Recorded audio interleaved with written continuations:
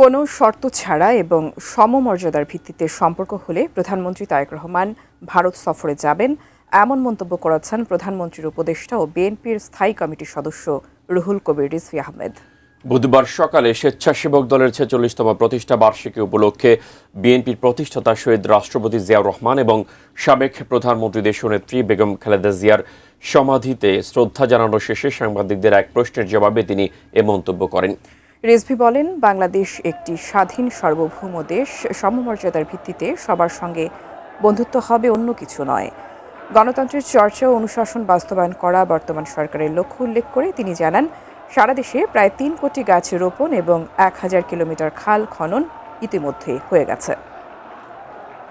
এইখানে যদি অন্য কিছু না থাকে তাহলে অবশ্যই সমতার ভিত্তিতে, মিউচুয়াল রেসপেক্টের ভিত্তিতে এবং এই যে সার্বভৌমত্বকে শ্রদ্ধা করার ভিত্তিতে সকল দেশের সাথেই আমাদের প্রধানমন্ত্রী তিনি সম্পর্ক রাখবেন, তিনি যাবেন, আমরাও সবাইকে আমন্ত্রণ জানাবো।